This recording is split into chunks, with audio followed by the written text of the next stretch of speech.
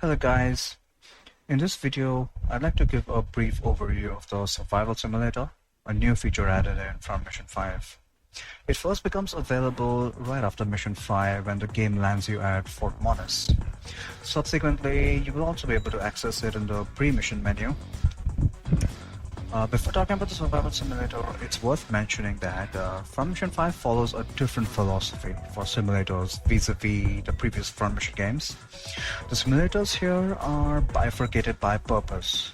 You use the arena to farm credit points, aka money. You use the Battle Simulator to farm pilot experience and job points. And finally, you use the Survival Simulator to farm RP, or remodeling points. If you're not aware of what RP is, I suggest you visit the hangar and talk to Alan, who will give you a tutorial about this concept. The aspect of remodeling parts and weapons to upgrade them to a stronger version is another one that is new to this game and only becomes available right at this stage in the game, along with the Survival Simulator. Theoretically, there are two purposes of the Survival Simulator. You can use it to farm RP, and additionally you can also use it to obtain equipment that is not available in the hangar. However, in my opinion, the primary purpose of the Survival Simulator is for farming RP, because trying to farm rare equipment is prohibitively time intensive. Firstly, let me make it abundantly clear that the Survival Simulator is 100% optional. At no point in the game is remodeling an absolute necessity, and even in cases where you would like to use the remodeling feature, you get over 100 RP through the game progression, either by talking to various people at different stages or by fulfilling certain conditions, and even as mission rewards for good performance. Good performance usually entails finishing the mission within a reasonable number of turns without incurring any casualties. I'll be creating a more detailed walkthrough of how to farm RP with the Survival Simulator, but here are the basics for now. You begin by selecting a pilot. What sponsor he or she pilots is irrelevant because you'll be given a completely new setup once you're in the simulator itself. You're provided with a full Gust set at rank 1, a rank 1 Raptor machine gun equipped on the left hand, and a rank 1 Bone Buster Knuckle equipped on the right hand. This remains true for any pilot that you select, with one notable exceptions. That is a detail I will ignore from this video in the interest of brevity. So you will always start on the first floor, and the objective is to make it to the top floor, at the end of which you are awarded with RP and or equipment according to your choices.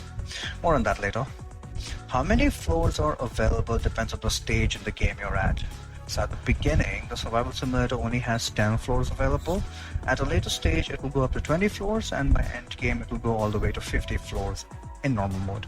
Survival Simulator works a bit different in hard mode, but once again, that's details I will ignore for now.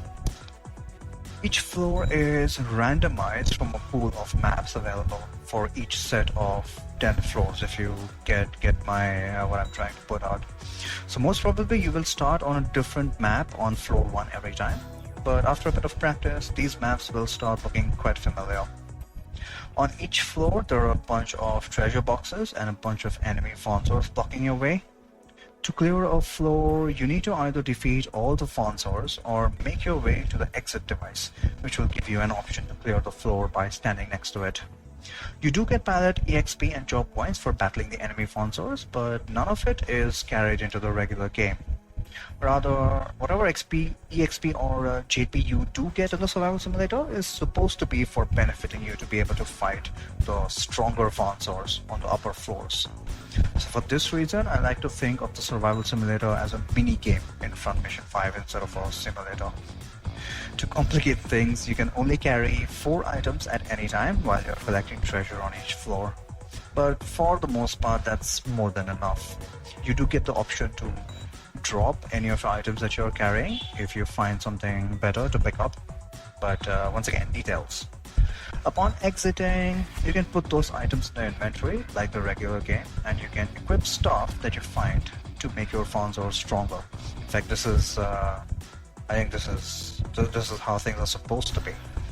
To complicate things even further, not only can you find things like sponsor parts, weapons, and items in the treasure boxes, there's also weird things like weapon plus, accuracy plus, which give you stat boosts. Speaking of weird, The rules of the game are quite a bit different in the survival simulator. To even out the odds, considering you are essentially a solo unit and might have to face a whole bunch of enemies before making it to the exit, first of all, your weapons do double damage. Also, for the most part, enemies will mind their own business unless you get within their range.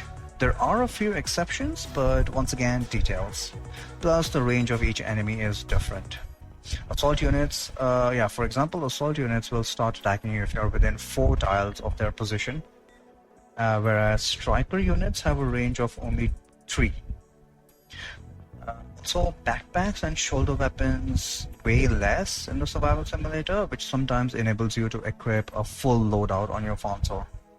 So you can equip, so even though you've got a machine gun or even 2 guns equipped, you'll still sometimes be able to carry a missile launcher along with it.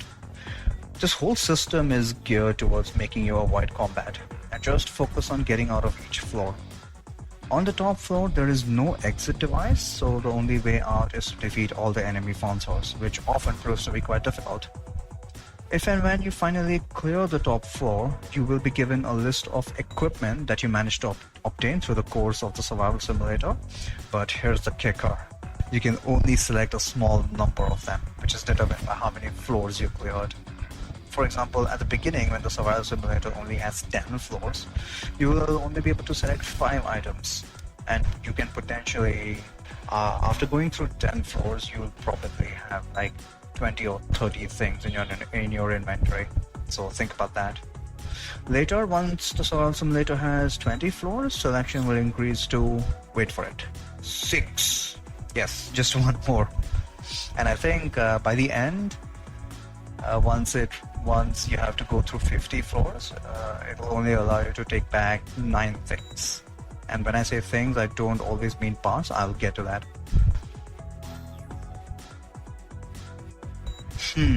I like to think of it as available slots. You do not have to use up all your slots to carry equipment out of the survival simulator run. Whatever slots you leave empty will award you with 1 RP. And that's basically how you farm RP. There's an efficient way to farm RP. You can avoid having to go through 20 floors, 30 floors, 40 floors, but once again, details. All in all, there's a lot of nuance to playing the survival simulator.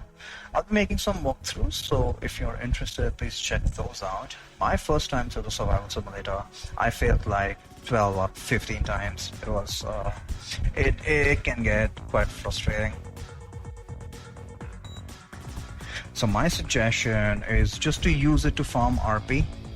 The drop rates for the really good parts or weapons are so low that it's possible it might take a lot of runs to the survival simulator before you get one. So don't do that unless you genuinely enjoy doing this, what I call a mini game. If you find you do enjoy the survival simulator, you will find there's no limit to how much time you can spend on it. I've kind of been told the same about Disgaea's Item World. Anyway, hopefully I've covered enough info about the survival simulator to help you have some idea about it. Hope you found this informative. Thanks for watching.